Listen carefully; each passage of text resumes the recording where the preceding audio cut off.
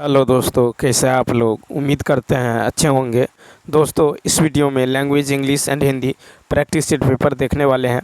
यह video BPSC tree 4.0 के लिए अत्यंत आवश्यक है, तो आप लोग लास्ट तक जरूर बने रहिएगा। देखिए, यह क्वालिफाइंग पेपर है, इसे क्वालिफाई करना अत्यंत आवश्यक है। इसमें टोटल क्वेश्चन आपको 30 देखने को मिलेगा। ठीक है, टोटल क्वेश्चन 30 देखने को मिलेगा, जो कि 30 अंक का होता है। ठीक है, इसके अलावा यदि आप math, reasoning, GK GS, math, reasoning, GK GS और साइंस प्रैक्टिस सेट पेपर देखना चाहते हैं, तो आप प्लेलिस्ट के जरिए देख सकते हैं। तो चलिए शुरू करते हैं। शुरू करने से पहले यदि आप नए हैं, चैनल को सब्सक्राइब कर लीजिए, बेल आइकन को प्रेस कर दीजिए और एक बार वीडियो को शेयर कर दीजिए। फर्स्ट है कि if today is Sunday the day after tomorrow will B. तो देखिए, इसका जो राइट आंसर होगा ये होगा बी ऑप्शन। ठीक है, if today is Sunday the day after tomorrow will be Tuesday. ठीक है, तो यहाँ पे देखिए, यदि आज ये है टुडे, ठीक, ये है टुडे। ठीक है, आज यदि क्या है, आज यदि संडे है, ठीक है, आज यदि संडे है तो कहता है डे आफ्टर टुमारो, तो ये होगा टुमारो। ठीक है, ये हो जाएगा आपको टुमारो और ये हो जाएगा आपको day after tomorrow, day after tomorrow. ठीक है, तो संडे के बाद क्या होगा, मंडे। ठीक है, मंडे, अब मंडे के बाद यहाँ क्या होगा, ट्यूसडे होगा। ठीक है, ट्यूसडे, तो इसका राइट आंसर क्या होगा, बी ऑप्शन। नेक्स्ट क्वेश्चन देखिए, दूसरा है कि select the most appropriate option to fill in the blank. The interviews were slowly becoming impatient as they were left to ... in the waiting room for hours। तो देखिए, दो में जो right answer होगा ये होगा C option, cool their heels. ठीक है, तो रिक्त स्थान के लिए यहाँ पे जो हो जाएगा कूल देयर हिल्स, जिसका अर्थ होता है टू बी केप्ट वेटिंग, यानी इंतजार करते रहना। ठीक है, नेक्स्ट क्वेश्चन है कि how many teeth do an adult have. तीसरा का होगा बी ऑप्शन। तो देखिए, total 32 teeth an adult have. Next 4 है select the incorrectly spelled word. 4 का होगा बी ऑप्शन। तो देखिए, बीनीथ जो है इनकरेक्टली स्पेल्ड वर्ड है, इसकी सही जो स्पेलिंग होगा ये होगा BENEATH। ठीक है, इसका अर्थ होता है नीचे। उसके बाद देखिए, बिलीफ मतलब होता है विश्वास। ठीक है, बिलीफ मतलब होता है विश्वास। ठीक है, बेली मतलब होता है उदर। ठीक है, बेली मतलब उदर। बिलो, BELLOW, बिलो मतलब होता है चीखना। ठीक है, बिलो मतलब होता है चीखना। ठीक है, नेक्स्ट फिर है कि नेक्स्ट है कि वाइफ्स ब्रदर इज। तो B option, wife's brother is brother in law. ठीक है, बी ऑप्शन। नेक्स्ट 6 देखिए, 6 है कि a sentence has been given with a blank to be filled with an appropriate word. Choose the correct alternative, be it a chat or a refreshing lemon. Lemon in is the need of the hour in ... summers। तो यहाँ पे जो 6 का right answer हो जाएगा ये A option हो जाएगा, SURCHING। ठीक है, यह इसका मतलब होता है आपको झुलसाने वाली गर्मी। ठीक है, नेक्स्ट देखिए, फ्रीजिंग मतलब होता है जमाने वाला, फ्रीजिंग मतलब जमाने वाला। और देखिए, ALLEVIATING, इसका अर्थ होता है शांत करने वाला, शांत करने वाला। ठीक है, और BANGING, इसका अर्थ होता है तेज आवाज़ के साथ। ठीक है, BANGING, देखिए BANGING, इसका अर्थ होता है तेज आवाज़ के साथ। नेक्स्ट 7 है कि select the appropriate meaning of the given idiom given in bold। their friendship lasted without a cloud। ठीक है, विदाउट अ क्लाउड।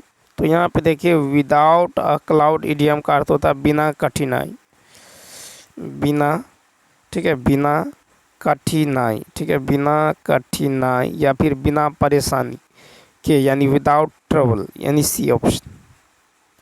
नेक्स्ट है कि words written on a tomb, तो इसका राइट आंसर होगा B option, epitaph. Word written on a tomb यानी epitaph, यानी कब्र पर खोद कर लिखा गया, ठीक है। एपिथेट मतलब होता है विशेषण, एपिथेट मतलब होता है विशेषण कहिए या फिर पद कहिए, ठीक है। एपिग्राफ, एपिग्राफ मतलब होता है प्रतिमा पर लिखा गया लेख, ठीक है। और सोलिलोकी, इसका अर्थ होता है स्वागत, स्वागत कथन, स्वागत क्या होता है, स्वागत कथन, ठीक है। और एपिग्राफ, एपिग्राफ का अर्थ होता है प्रतिमा पर लिखा गया लेख। नेक्स्ट 9 की यदि बात करें तो 9 है कि दाता शब्द का स्त्रीलिंग क्या है, तो बी ऑप्शन, दात्री। दाता शब्द का स्त्रीलिंग दात्री होता है। दानी शब्द पुल्लिंग है।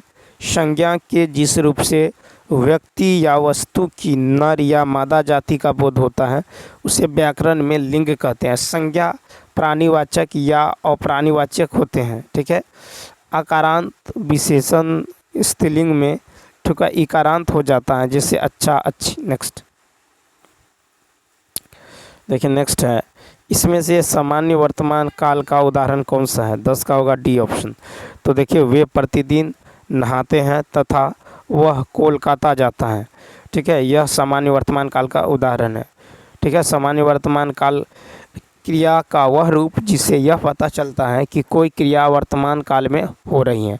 क्रिया का वह रूप जिसे वर्तमान काल में कार्य की पूर्ण सिद्धि का बोध होता है उसे पूर्ण वर्तमान काल कहते हैं। क्रिया का वह रूप जिससे यह पता चलता है कि क्रिया वर्तमान काल में हो रही है उसे तात्कालिक वर्तमान काल कहते हैं। संभाव्य वर्तमान काल द्वारा वर्तमान काल में कार्य के पूरा होने की संभावना रहती है। नेक्स्ट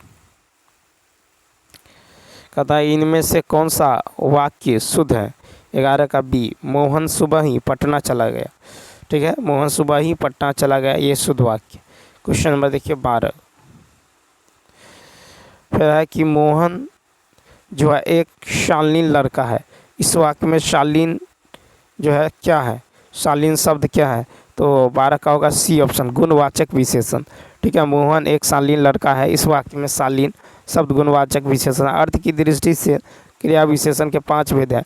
गुणवाचक क्रिया विशेषण से व्यक्ति या वस्तु के गुण, दोष, रंग, आकार, अवस्था, स्थिति का बोध होता है, ठीक है। प्रयोग की दृष्टि से क्रिया विशेषण के 3 भेद है, साधारण क्रिया विशेषण, संयोजक क्रिया विशेषण और तीसरा अनुबंध क्रिया विशेषण। नेक्स्ट कहता है कि उंगली पकड़ के पहुंचना, मुहावरे का अर्थ, तो बी ऑप्शन, धीरे धीरे साहस को बढ़ने देना, ठीक है।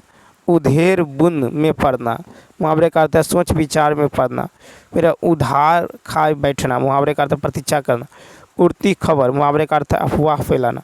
उर्वशी होना, मुहावरे का अर्थ है प्रिय होना। नेक्स्ट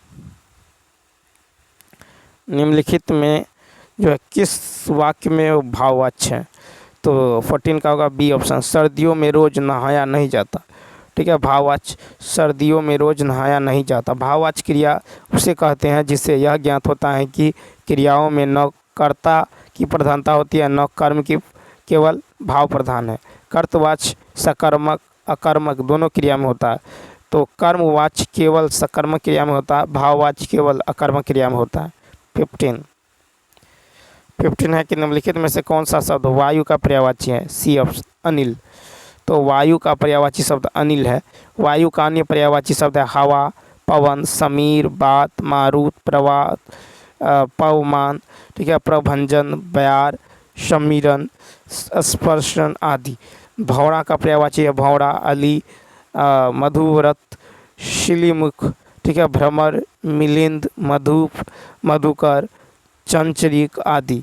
अलिंदा का पर्यायवाची है द्वारकोष्ठ, चबूतरा, ठीक है, पौर, छज्जा, ओलती, बारजा, बालकनी, मंडप, द्वार मंडल, द्वार लिंद आदि। 16 है कि सीता नहीं पढ़ती हैं। इस वाक्य में यह वाच्य का कौन सा प्रकार है, तो 16 का हो जाएगा सी ऑप्शन, कर्तवाच्य।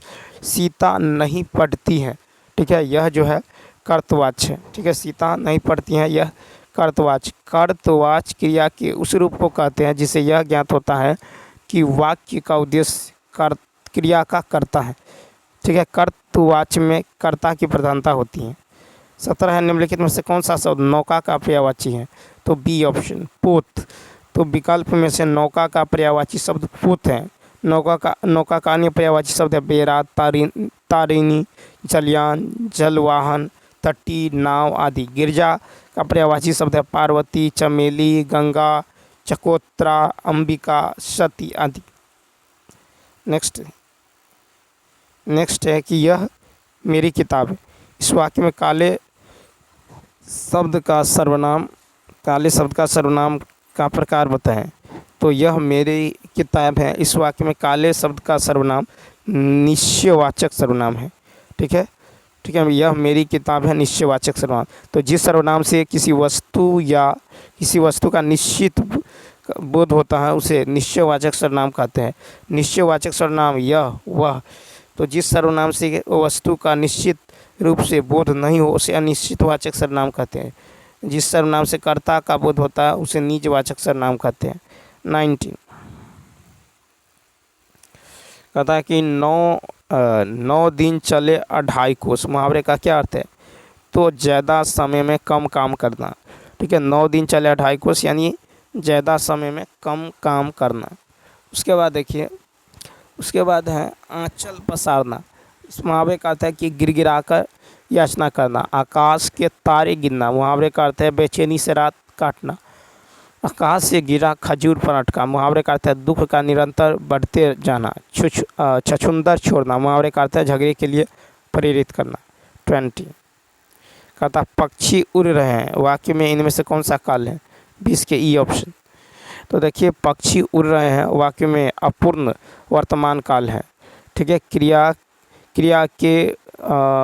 क्रिया के जिस रूप से उसके होने के समय का और उसी पूर्ण तथा अपूर्ण अवस्था का ज्ञान होता है उसे काल कहते हैं। काल के 3 भेद है, वर्तमान काल, भूतकाल, भविष्यत काल। पूर्ण वर्तमान काल से क्रिया का वर्तमान समय में पूर्ण सिद्धि का बोध होता है। अपूर्ण वर्तमान काल से क्रिया का वर्तमान काल में कार्यरत होने का बोध होता है। खरी बोली किस अपभ्रंश से निकली है? तो खरी बोली जो है ये सौर सेनी। खरी बोली सौर सैनी अपभ्रंश से निकली है। भारत का राजभाषा हिंदी है जो वस्तुतः खरी बोली है। खरी बोली में प्रथम पुस्तक प्रिय प्रवास को माना जाता है। खरी बोली का प्रथम प्रयोगकर्ता अमीर खुसरो था। खरी बोली के विकास में फोर्ट विलियम कॉलेज और सरस्वती पत्रिका का भी महत्वपूर्ण योगदान रहा है। नेक्स्ट कहता है इनमें से लुटेरा में प्रयुक्त प्रत्यय कौन सा है? सी ऑप्शन, एरा। तो लुटेरा में एरा प्रत्यय का प्रयोग किया गया है। प्रत्यय वह शब्दांश है जो किसी शब्द या धातु के पश्चात जो है जुड़कर यौगिक शब्द की पहचान करता है। एरा प्रत्यय से निर्मित शब्द है चितेरा, लखेरा, सफेरा। एया प्रत्यय से निर्मित शब्द है कटैया, बचैया, भरैया। 23 नंबर है कि कौन सा वर्ण अघोष है? सी ऑप्शन, च। तो देखिए विकल्पों में से च जो है ये वर्ण ये अघोष है। जिन वर्णों के उच्चारण में आपस में स्वर तंत्र या झंकृत नहीं होती वे अघोष वर्ण कहलाती हैं। प्रत्येक वर्ग का पहला और दूसरा वर्ण क्या है? अघोष है। प्रत्येक वर्ग का पहला और दूसरा अघोष है। व्यंजन वर्ण तालव स्व, मूर्धन्य स्व, दंत स्व भी अघोष वर्ण है। नेक्स्ट कहता है कि इनमें से किस वाक्य में कर्मवाच्य है? 24 का सी। श्याम के द्वारा पुस्तक पढ़ी गई। श्याम के द्वारा पुस्तक पढ़ी गई वाक्य में कर्मवाच्य है। वाच्य 3 प्रकार के होते हैं। पहला होता है कर्तवाच्य, दूसरा होता है कर्मवाच्य, तीसरा होता है आपको भाववाच्य। कर्मवाच्य में कर्म की प्रधानता होती है। 25 है कि कौन सा ऋणी का विलोम है? कौन सा इनमें जो है शब्द ऋणी का विलोम है? 25 का ए, उऋणी। तो देखिए यहाँ पे जो हो जाएगा उऋणी शब्द ऋणी का विलोम है। कृतज्ञ का विलोम कृतज्ञ होगा। उत्कृष्ट का विलोम निष्कृष्ट होगा। ऋजु का विलोम कुटिल होगा। ऋण का विलोम उरीन होगा। नेक्स्ट देखिए यहाँ पे पैसेज है कि भारत का जो गौरव है, भारत का गौरव बढ़ाने वाले महानुभावों में रविंद्रनाथ टैगोर का जो है स्थान अग्रगण्य है। उनका जीवन सौंदर्य प्रेरणादायी। उनका जन्म 7 मई 1861 को कलकत्ता के एक बंगाली परिवार में हुआ था। उनके पिता का नाम देवेंद्र नाथ और माता का नाम शारदा देवी था। उनके पिता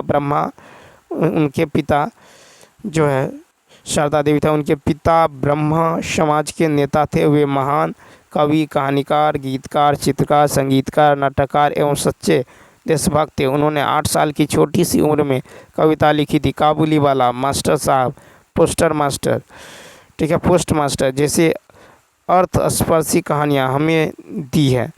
सन 1878 में कानून की पढ़ाई के लिए लंदन गए। उन्होंने साहित्य प्रेमी रविंद्रनाथ जी ने 1880 में बिना उपाधि लिए वापस आ गए। प्रकृति के प्रेमी रविंद्रनाथ जी ने शांति निकेतन की स्थापना की। 26 अक्टूबर 1905 को उनके नेतृत्व के कलकत्ता में रक्षाबंधन के उत्सव से बंग आंदोलन का प्रारंभ हुआ। इसी आंदोलन से भारत में स्वदेशी आंदोलन का सूत्रपात हुआ। उनकी सबसे लोकप्रिय रचना गीतांजलि रही, जिसके लिए 1913 में उन्हें नोबेल पुरस्कार प्रदान किया गया। और सन 1919 में हुए जालियांवाला बाग की उन्होंने भरपूर निंदा की। उनका विरोध इतना तीव्र था कि उन्होंने नाइटहुड की उपाधि लौटा दी। अब देखिए कि भारत का राष्ट्रगान जनगण मन एवं बांग्लादेश का राष्ट्रीय गीत अमार सोनार बांग्ला उनकी ही रचना है। सर्वतोमुखी प्रतिभा रखने वाले रविंद्रनाथ जी का निधन 7 अगस्त 1941 में कलकत्ता में हुआ। उनका जीवन जो सदैव पथ प्रदर्शक है। फिर है कि नाइटहुड की उपाधि रविंद्रनाथ जी ने क्यों लौटाई? तो बी ऑप्शन, जालियांवाला बाग हत्याकांड के विरोध में लौटाई। नेक्स्ट है कि रविंद्रनाथ टैगोर की कौन सी रचना को नोबेल पुरस्कार प्राप्त है? तो देखिए यहाँ पे 27 का जो होगा सी ऑप्शन, गीतांजलि। रविंद्रनाथ टैगोर को गीतांजलि पुस्तक के लिए जो है नोबेल पुरस्कार दिया गया। ठीक है, और यहाँ पे जो है इसका राइट आंसर क्या होगा? तो बी ऑप्शन होगा 26 का। ठीक है, नाइटहुड की उपाधि रविंद्रनाथ टैगोर द्वारा जालियांवाला बाग हत्याकांड के विरोध में लौटाई गई। 13 अप्रैल 1919 को अमृतसर के जालियांवाला बाग नरसंहार के बाद नाइटहुड की उपाधि लौटा दिया गया। नेक्स्ट फिर है कि रविंद्रनाथ टैगोर का जन्म कब और कहाँ? तो देखिए ए ऑप्शन, तो रविंद्रनाथ टैगोर जी का जन्म 7 मई 1861 ईस्वी में कलकत्ता में हुआ था। रविंद्रनाथ टैगोर जी के पिता का नाम देवेंद्र नाथ टैगोर, माता का नाम शारदा देवी था। नेक्स्ट, उनके पिता कौन से समाज के नेता थे? तो रविंद्रनाथ टैगोर के पिता देवेंद्र नाथ टैगोर ब्रह्मा समाज के नेता थे। A option. ठीक है, तीसरा है कि जनगण मन राष्ट्रगान के रचनाकार। तो ए ऑप्शन, रविंद्रनाथ टैगोर। जनगण मन राष्ट्रगान के रचनाकार रविंद्रनाथ टैगोर जी हैं।